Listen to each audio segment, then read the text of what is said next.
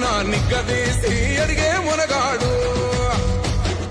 వీడు భూమిన వానైతాడు బీద సాదల ధైర్యం వీడు దొంగ దొరల భరతం పడతాడు మన రేవంతన్నా పేద ఇంటికి పండుగ తెస్తాడు సోనియమ్మ దివెనతోని రాహులన్న సైనికుడయ్యి పెద్ద కొడుకై యుద్ధం చెయ్య సిద్ధమాయే రేవంతన్నా మూడు రంగుల జెండా పట్టి సింగమోలే కదిలినాడు ఒక్కరో కాంగ్రెస్ సూర్యుడు మన రేవంతన్నా నిగ్గదీసి అడిగే మునగాడు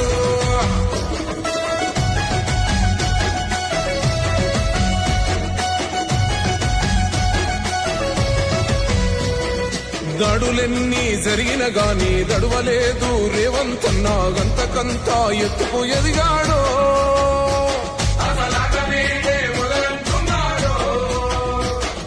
ముక్కనాడు పోలేదు ఒక్కడయ్యి కొట్లాడాడు అందుకే పెద్ద నాయకుడయ్యాడు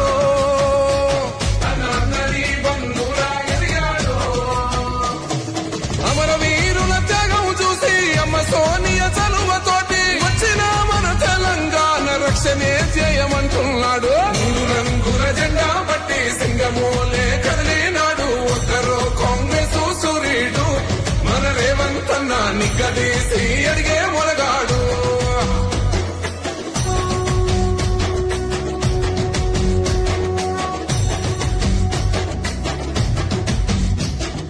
అహమంటూ లేనివాడు అందరినీ కలిపేటోడు ఆనాటి రోజులు తెస్తాడు మన ఆశలన్నీ తీర్చే నాయకుడు ఇందిరమ్మ రాజ్యం మళ్ళీ రేవంతు వల్లే సాధ్యం మన వంతుగా గన్నకు తోడుందా మన ఉద్యమానికి సిద్ధం అయిపోతా తెలంగాణ పులి బిడ్డ మరవబోదు నిన్ని గంట జై జై మా రేవంతన్నా గన్నది మన తెలంగాణ మూడు రంగుల జెండా పట్టి సింగమోలే కదిలినాడు ఒక్కరో కాంగ్రెస్ సూర్యుడు మన రేవంతన్నా నిగ్గదీసి అడిగే మునగాడు కదిలినాడు ఒక్కరో కాంగ్రెస్ సూర్యుడు మన రేవంతన్నా నిగ్గదీసి అడిగే మునగాడు వీడు భూమిన వానైతాడు బీద సాదల ధైర్యం వీడు తెలంగాణ వన మహోత్సవం అభిమాన జన హృదయోత్సవంగా ఎంతో ఆనందంగా అందరూ గౌరవ ముఖ్యమంత్రి గారిని స్వాగతించిన దృశ్యాలు చూశాం. ప్రతి తెలంగాణ హృదయం ఆనందంతో ఉప్పొంగే సందర్భం ఏంటంటే ఆనరబుల్ సీఎం గారు అంటారు మన తెలంగాణ జనం వనం మధ్య జీవించాలి అని. అంటే ప్రకృతికి దగ్గరగా పచ్చని ప్రకృతిని కాపాడుకుంటూ అందరూ పచ్చగా కళకళలాడాలి అని. మరి హైదరాబాద్ ద గ్రీన్ మెట్రోపాలిస్ దేశంలో ఏ నగరంలో లేనంత పచ్చదనాన్ని మనకు అందించిన ప్రకృతిని కాపాడుకోవాలి అన్న గౌరవనీయులైన ముఖ్యమంత్రి గారి సందేశాన్ని ఈరోజు 33 జిల్లాల్లో 5 లక్షల మొక్కలు నాటబోతున్న ఈ సందర్భంలో నాటారు.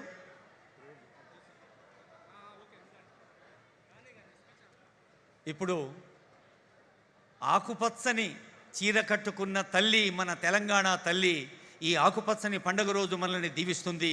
అందరం లేచి నిలబడదాం. జయ జయ హే తెలంగాణ, తెలంగాణ రాష్ట్ర గీతం.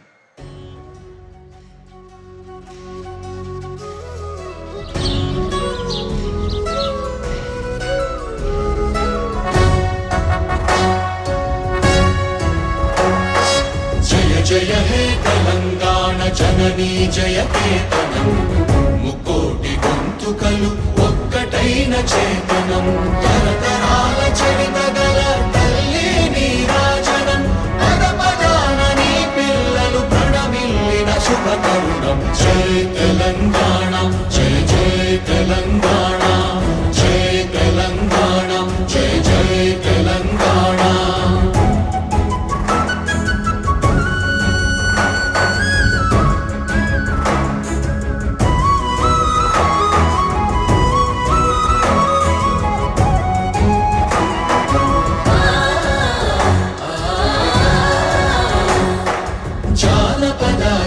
జీవన జావళీలు జాలువారక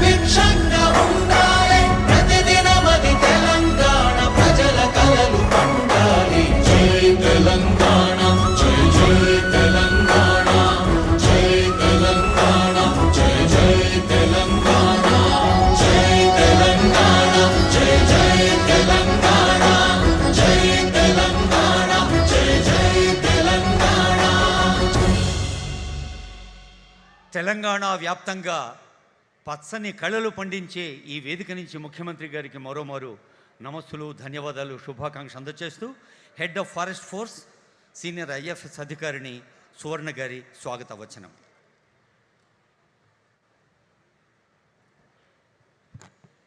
అందరికీ నమస్కారం.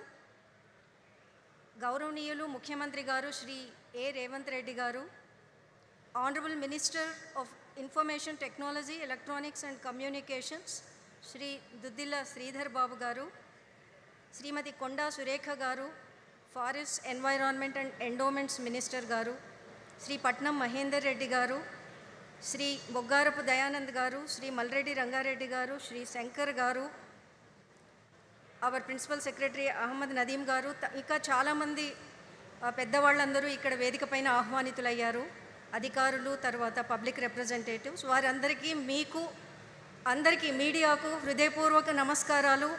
ఈ రోజుటి వన మహోత్సవ కార్యక్రమానికి అందరికీ సుస్వాగతం. ఈ వన మహోత్సవ కార్యక్రమం ప్రతి సంవత్సరం జూన్, జూలై నెలల్లో మనం మొదలు పెట్టుకుంటూ ఉంటాము. ఎందుకంటే ఋతుపవనాలు అప్పుడే ప్రవేశిస్తాయి మన రాష్ట్రంలోకి.